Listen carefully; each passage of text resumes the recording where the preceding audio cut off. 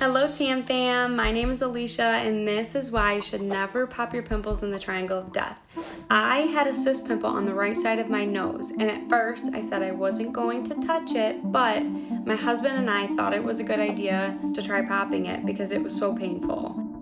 The last attempt to pop it, I suddenly felt my right ear pop, I felt dizzy and my hearing went muffled, which immediately scared me. My face was drooping on the right side, my smile was crooked, I even felt fluid in my ear. I rushed to urgent care that morning. They started me on antibiotics, steroids, and an ear treatment. My biggest lesson is simple: don't pop your pimples in the triangle of death. It is not worth the risk.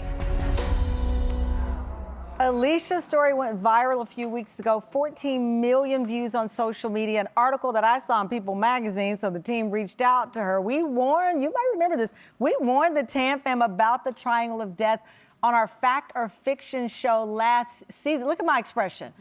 We actually said it was a fact, and Alicia is proof of this. Dr. Jen Caudle is back. I know I got everybody scared now. Well, we're gonna break down more viral headlines, and joining us also celebrity dermatologist Dr. Dende Engelman, whose clients include Sofia Vergara and Beyonce's makeup artist, Sir John, who's a friend of our show. You've seen her in Vogue, Allure, and Glamour, just to name a few. Please welcome Dr. Dende to our conversation.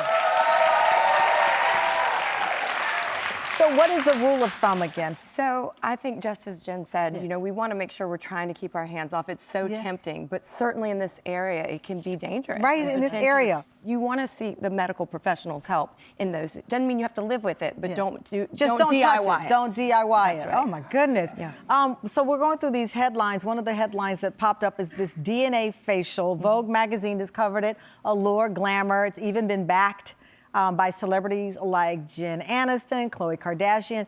DNA is the nice word for it. I revealed at the top, well, it's the factual word for it, but we're talking about, you have it here. We have it here. It's salmon semen.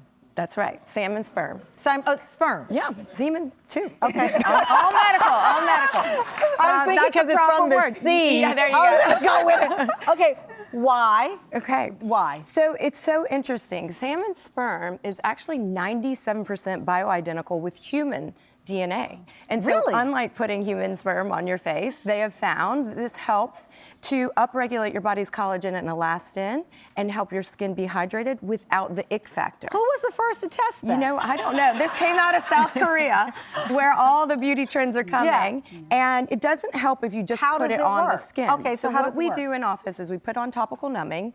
Then we use this microneedling pen to create tiny channels in the skin.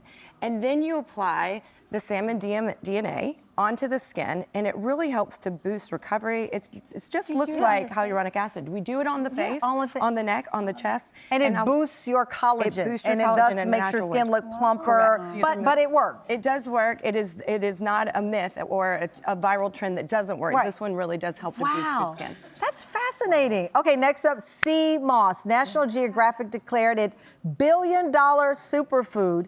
I said in the break, my mother, if I have to hear about sea moss one more time when she calls me, my niece is into it. It's gummies, it's powders, it's smoothies, it's pills. Dr. Caudle, what's the deal here? Yeah, so, I mean, sea moss is a form of seaweed, and people around the world for many, many years have been using sea moss traditionally, et cetera. And actually, we have some of the different types. My mother swears, she's like, I feel so much lighter. Well, so this is the thing. In more recent years in this country, we've seen it being marketed in pills and other different forms, and there are these health claims.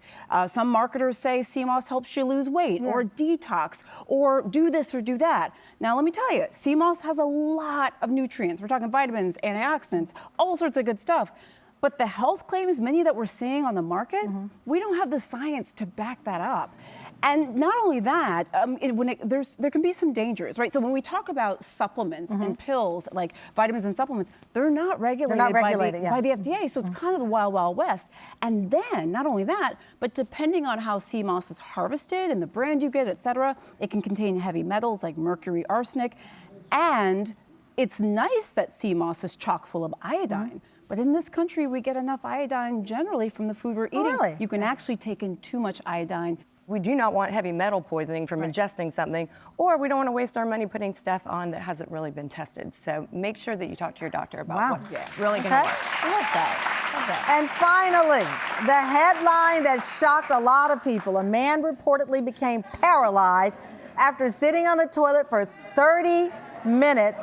I'm going to assume he was scrolling on social media. Dr. Cottle, is this really something people should... First of all, I don't know who's sitting on the toilet for 30 minutes, but that said, I saw it in this headline, fact or fiction? Yeah, this actually can be a fact. It can be a fact? Yes, it can. So there is a nerve, it says the sciatic nerve, that's the largest and longest nerve in our entire body. Yeah, mine flared up when I got pregnant. Okay, so it's sciatica, right. So when we sit on the toilet and we sit too long, that nerve can get compressed or smushed, and it can cause numbness and tingling in our leg. Now, most of us probably have had that happen if we've sat too long. Now, the thing about whether it's permanent or not, that is very unlikely, and there are some case studies in the literature with very severe cases. There were other factors going on.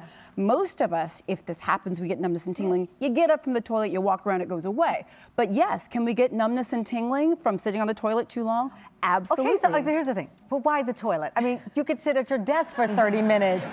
You can sit on the airplane for 30 minutes. What is it about the toilet? You know, that's actually a really good question. I think there's probably a few factors. I mean, the toilet's also kind of hard, sometimes depending on how we're sitting. I think there's a number of variables that play a role into that. But it's not just the sciatic nerve, though, that we worry about. Remember, sitting on the toilet too long predisposes us to hemorrhoids, too. So you want to do your business and you want to get on up and keep on moving. Get on out of there. And she goes, what? Her whole life flashed before our eyes. What? Sitting on the toilet too long. Yes, it's a I problem. did not realize there was an epidemic of people needing to just hang out. No wonder everybody, you know, they used to have magazines in the bathroom. I guess that's what we're doing here. Now we got our phones.